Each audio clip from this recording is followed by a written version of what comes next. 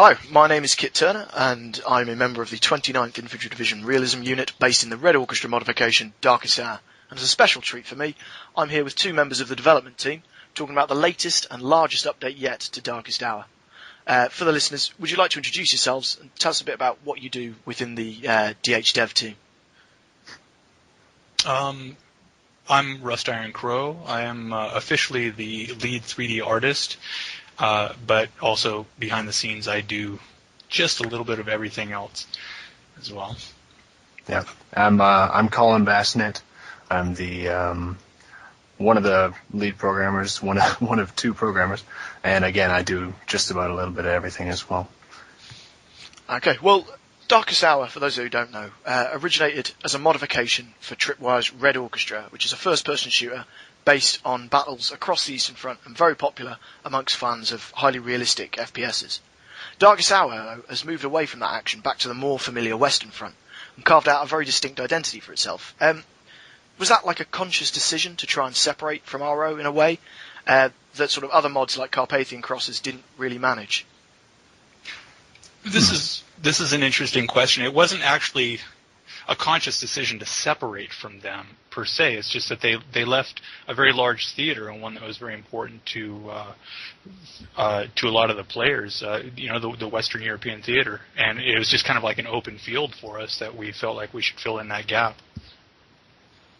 Yeah, I think the decision was made long before me and Raymond came along, as well as I've only been on the team for about, I think it's coming up on a year, and Raymond's just a little bit more. I don't know how long it is. I think I've been on for about 2 years. I suppose in a way that's a good thing, because Red Orchestra looked at how many games were playing out on the Western Front and sort of thought to itself, they're neglecting, a big area of, the Second World War. It's not being represented well. Mm-hmm. And they sort of challenged both those things by making both a very realistic shooter, but also in an unfamiliar territory. And now Darkest Hour has been able to build on that kind of work to bring sort of a superior product to the Western Front. But Red Orchestra, is for sale. It was, produced and distributed by Tripwire. But the way that you do it sort of for free and as a, it's a product of free labour, does that mean you're doing it for the joy of the job, or, what motivates you guys?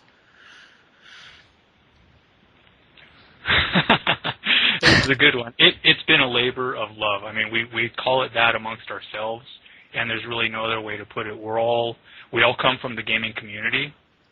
We all are interested in the same theater, and we do it because we wanted to create something that we enjoyed playing. You basically coming from the same position as when we first started playing Red Orchestra, and we're like, wow, I'd really love to see, I'd love to see Normandy in this engine. And then, boom, we just do it. And years later, we're still doing it. Yeah. And so, I get up in the morning and I'm just like, okay, what's new on DH? I start open up the forums, and then back when we were actually hardcore into development, I'd just spend hours and hours and hours on the computer. And man, that would be great if I was being paid, because I'd be just swimming in money. But you definitely have to enjoy the work. You have to really love what you're doing in order to put that much time into it. And it does take a hell of a lot of time to get stuff done, more than I thought that it did, and I'm sure more than everybody else thought that it did as well. Yeah, it doesn't leave much time to actually play the game these days, does it? No. Or have friends or do anything else. But, of course, all of that is a preamble to talking about what we're really here to talk about today, which is the imminent, largest ever and final update for Darkest Hour. And a lot of this has been revealed through media releases on the website, which, for those of you who don't know, can be found at www.darkesthourgame.com. And so far it includes, and if I'm wrong here, sort of correct me and shout at me, so far 6 new armoured vehicles, 2 new weapons, and 10 brand new or somewhat reworked maps. Out of those that have been released, and that have been announced, is there anything that you're particularly proud of? Colin, you want to take this one? There's a lot.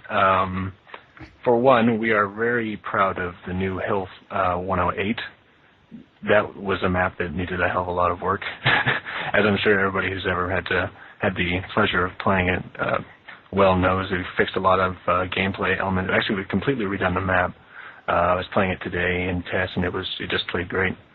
Played better than I thought it would actually.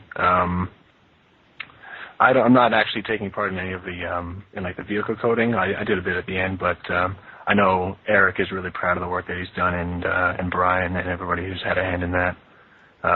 Vehicles look and feel as probably better than any of the other tanks we've had in the game up to this point.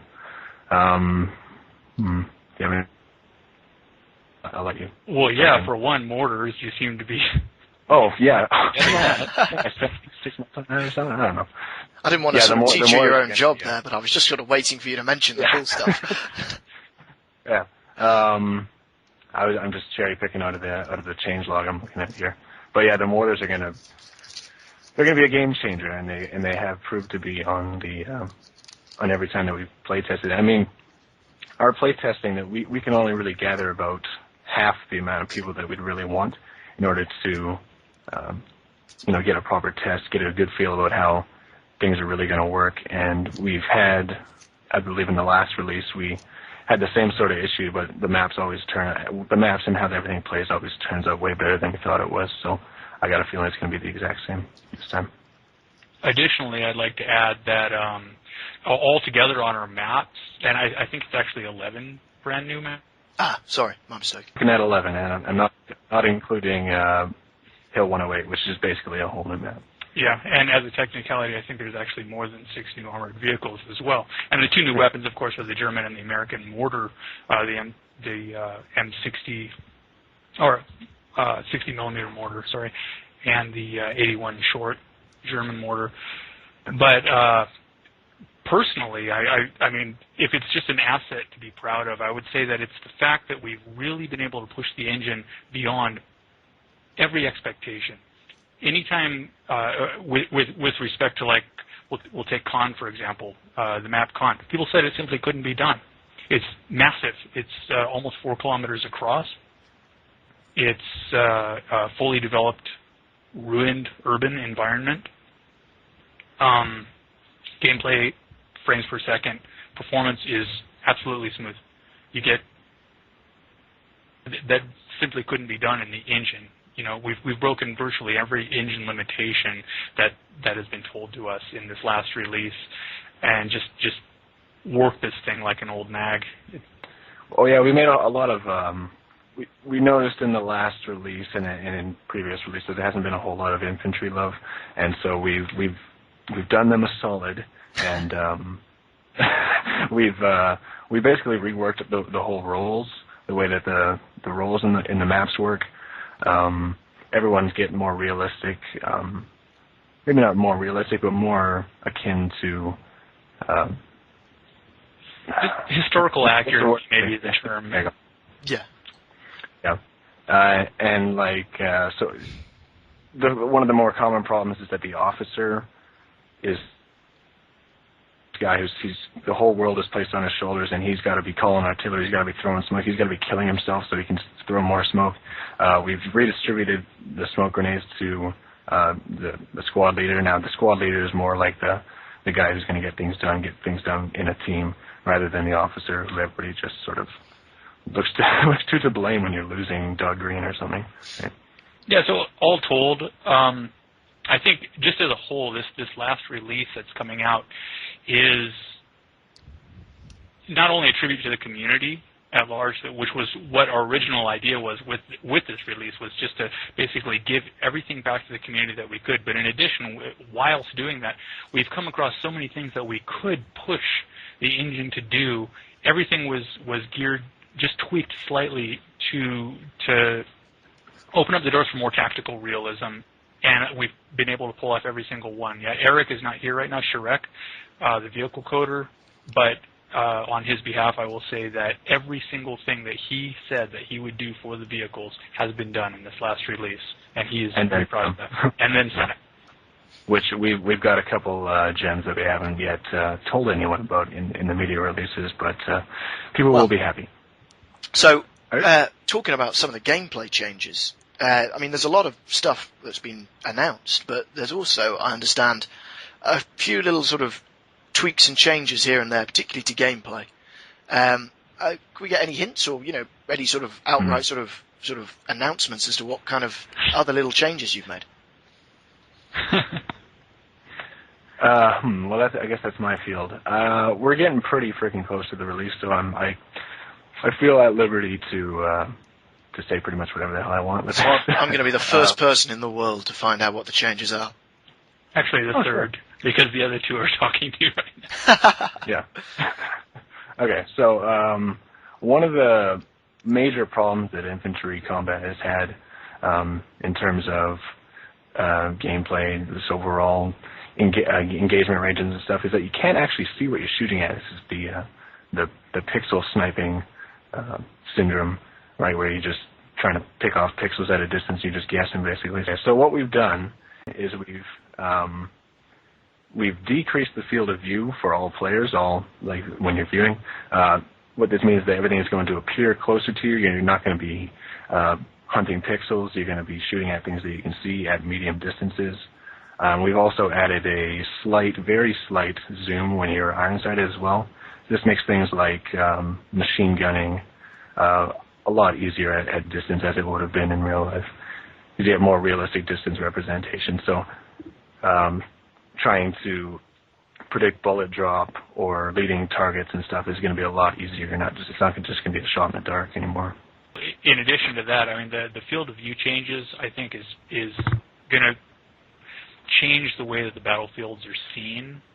As Colin mentioned earlier, it actually gives a more accurate representation of what the actual distance is. Like, okay, my target is 200 meters away. I see them. He appears to be 200 meters away. Yeah. Therefore, that automatically changes the way the infantry deals with battles.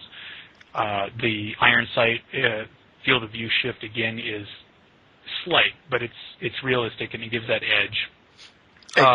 Again, it's a hunt for realism.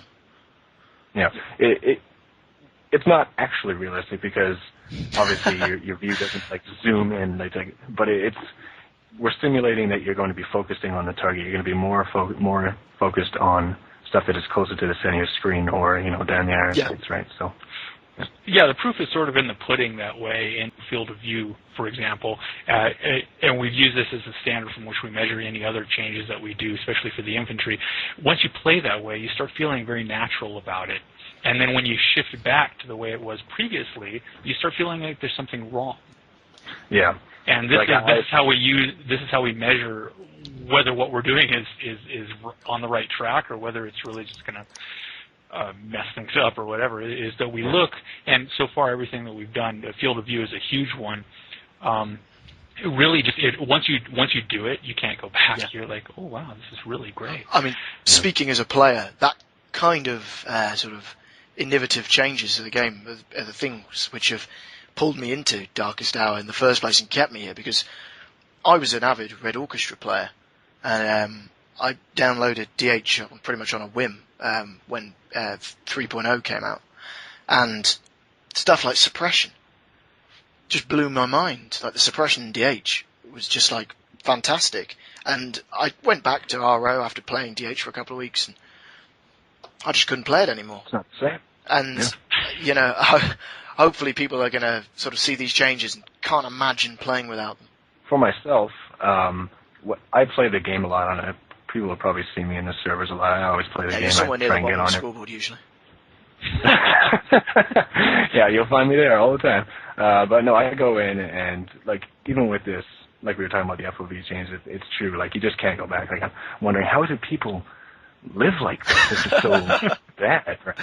But yeah, no, it's a big change, and we haven't had any in the testing. We haven't had any negative feedback on it at all. Maybe when we were adjusting the values, somebody was like, "Well, it's too much," but no, we've adjusted it really good level. Everybody can be happy about. Well, things that will tie into that as well. The FOV change becomes so naturalistic after a short amount of time that you don't notice it anymore. but things that'll tie into that will be noticed immediately, especially once again by the infantry players. Now we haven't ignored the tankers and their needs. There's so much has been done to the armor. The armor coding has been completely rewritten. I don't think that we're even using anything at all. Correct me if I'm wrong, Colin, but we're not using anything from the armored beast at all, right?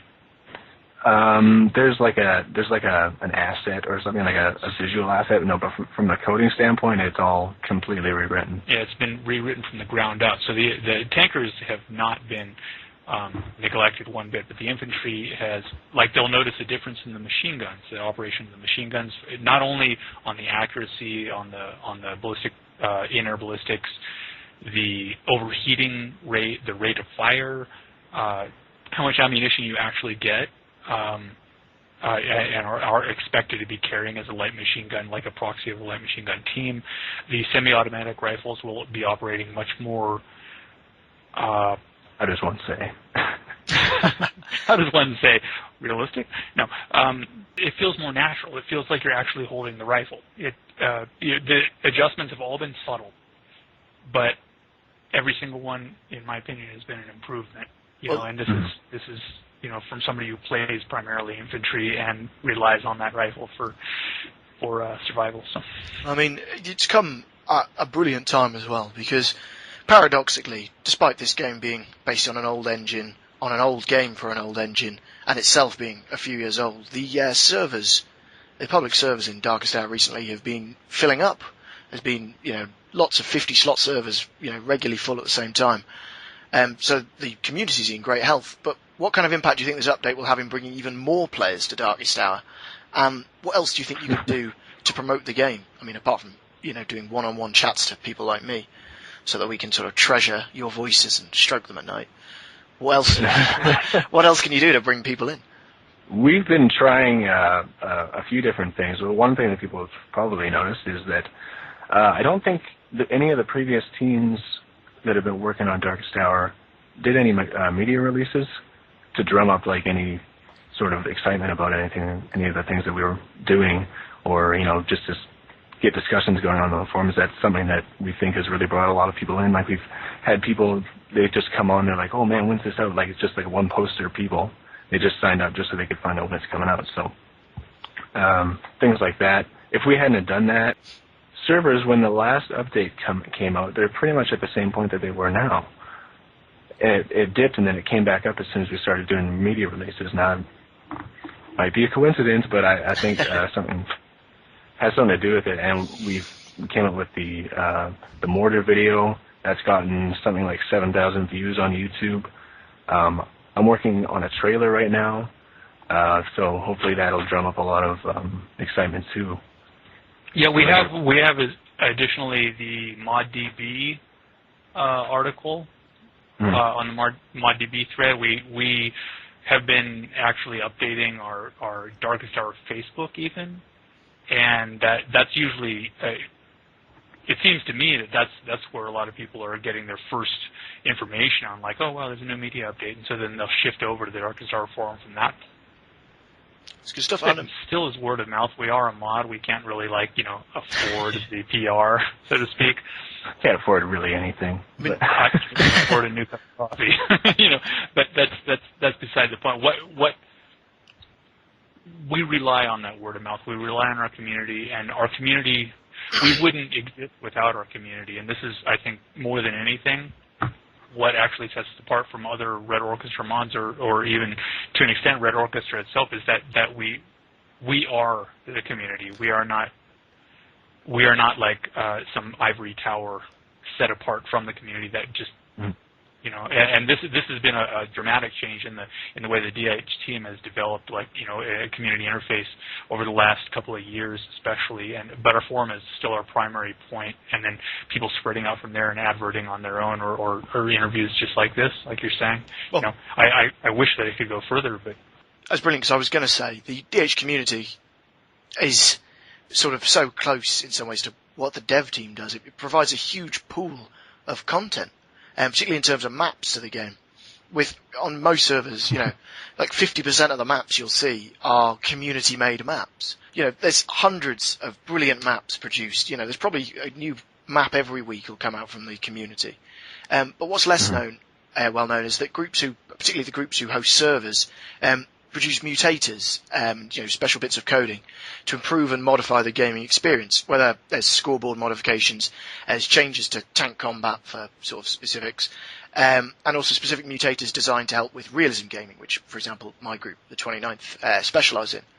But to what extent would you say you've looked at sort of what they've done and drawn inspiration from them, or have been able to sort of go to them and utilise their skills and know-how within the development process? Well, some of you may know Andrew Thiel. He was part of the 29th until he had to drop out of that, and he became a full-time dev member. Now he produced a map called Champs d'Agony, the Fields of Agony, and in that, me and him, but mostly Andrew, he had developed something called the Mobile Deploy Vehicle. The Mobile Deploy Vehicle is a vehicle that you can deploy to from anywhere. It's basically a mobile spawn point, and so that has been put in a couple of our maps, and it's been used to great effect. It really spices up the gameplay, and you can formulate a lot better team cohesiveness with the MDVs. What else have we gotten? Well, of course, the maps. Thiel has also put out a couple. I feel like I'm talking about Thiel all the time, but he's a hard man to avoid. He's been prolific, but just on that level, I mean, you have to look at this last release is also incorporating other maps by, for example, BOH Recruit. He is, I think, the self-styled map machine. He's got so many of them, and he's also a community mapper. And this last release has basically been sort of like an ode to the community, plus, in addition, everything that we could possibly do to really fill in the corners and make it as complete as we possibly can, given the tools that we have to work with. But not only with community map, but also just in the forums. This is all of the dev team, every single one of the official dev team. We read the forums like religiously. And we read everything that is posted, and good, bad, ugly, and everything in between. And that's where a good probably 50% of our inspiration is drawn from. What do people want, and does it fit in with our paradigm of like what we see to be like a tactical, historical situation or not? And if it even has anything that we can like cull out of it, we can say, okay, yeah, we like that part of it. We'll try to find a way to put it in the game. That's brilliant stuff. And sort of thinking like that, is it not, to some extent, sort of a danger that you look at a lot of the things that your community do, and you go, that's a great idea, and you get their permission, and you get their help, and you throw it into the game. But is there a danger that this game's development, as a daughter to the larger Red Orchestra, certain things that are produced for this game might be, what's a good word? It might be co-opted, might be utilised by Tripwire and the Red Orchestra team, and used by them to enhance the forthcoming Red Orchestra 2, Heroes of Stalingrad, and potentially without recognition being paid back to the hard work that's created here. I mean, is that a danger, or is that something that sort of you almost try to encourage? I'll take that. No, it's not a danger. It's not seen as an interesting term. No, it's not. I mean, at the end of the day, we're a mod. We're a mod of Red Orchestra. Every single thing that we do, once we release it, we're well aware of where it goes. We're trying to enhance the entire genre. If people give credit where credit's due, and this is where we've always stood as far as anything that we create for DH, we just naturally assume, for better or for worse, that people will give credit where credit's due. And if people are like ripping stuff from us and putting it, they'll say, yeah, we pulled this from Darkest Hour or whatever. If people are inspired by what we've done, they will give us credit. And that is up to and including Tripwire themselves. If they don't do that, well, that's not really our business, I guess. I mean, we come from the position that they will, because yes. The community that follows Darkest Hour are also the community, and anybody with half a shred of intelligence will know where it came from anyways. We're not obscure. We're not a dead mod, as some people have claimed to say. we're alive, we're kicking, and we speak for ourselves. The proof is in the pudding once again.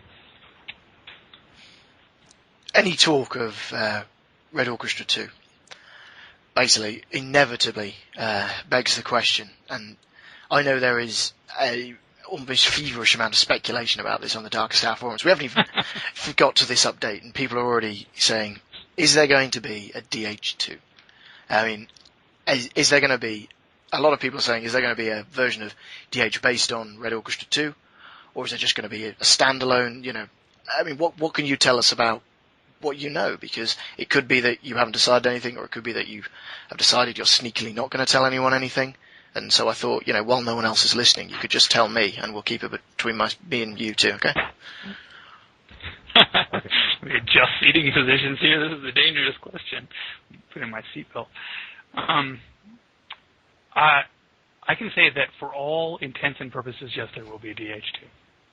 We have every intention of creating a Darkest Hour 2. Whether it's going under the name Darkest Hour 2 or not is still open to question. I mean, that's in spirit, it will be DH2. In spirit, it'll be DH2. It'll be a upgraded or next gen version of what we now know as Darkest Hour. Whether it's going to be connected to Heroes of Stalingrad, remains to be seen. Remains to be seen.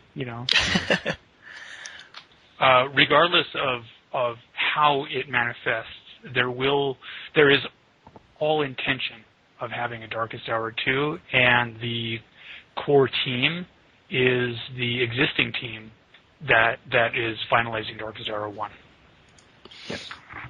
Well, that's pretty much fantastic news, so I'm going to have to chain myself to my computer screen for the next several sort of months waiting for more. So will all of the devs, because they won't be able to do much else besides working on it. Yep. But all I can say is thank you very much for letting me interview. It's been an absolute pleasure. Inviting me and many, many others, hopefully, when we release this, for such a fantastic gaming experience that you've given us over the years. Now, I understand this is the final update for DH1. And it's already been sent for Steam for updating, is that right? And if so, can you give us even a little bit of an inkling of a release date? Tell me it's soon. I don't know, should we? You know what? Okay, I will take full responsibility for this, okay? You've got this, you're recording this right now. It is, so, you are live. Everything you say. Rust Iron Crow, you can fire me if you want to. I'm not on a payroll, so. Yeah, it's already been said. This is officially, and put that in quotes, officially the last full release for Darkest Hour 1. However, we will stay on board for any hot fixes or patches that need to be taking place. If we messed up, we'll take full responsibility. Yeah, we'll take care of that, and we'll put out a patch for it. In addition, the team is still, we're all real human beings, and we available, but we encourage people to continue to work on Darkest Hour, creating mutators, or if they want to modify things, if they want to add things, just ask us. We are here. This is part of our directive. Moving into Darkest Hour 2, we want to create a situation where Darkest Hour 1 can be used to help bring people up to snuff, so they know where we've gone up to this point. We're still here for that. Official release dates, well, none of us work for Steam. None of us work for Valve. None of us work for Tripwire. And so it is completely speculative. You have to understand this. However, it could be out as soon as Monday. Today being, Saturday night? It is. Oh, it's not Friday, so I can't sing right. Rebecca's Black's Friday. Depending on your time zone now. We do not control time zones in the world. I was going to say, I mean, I'm several hours ahead of you guys, so if it's just Monday in general, I'm doing pretty well. So it could be as soon as Monday, GMT. It could be as late as, say, next Friday. If something explodes, if a comet hits the Earth, it might be the next following Monday. I don't know. However, this is what we're expecting is as soon as within the next few days. It should be out as full release. Well, we're as close to a release as we've ever been. Well, guys, thank you again very much for your time. I've been Kit Turner. This has been Colin Basney and Raymond Campbell. Thank you very much. Thank you, Kip. Enjoy. Thank you.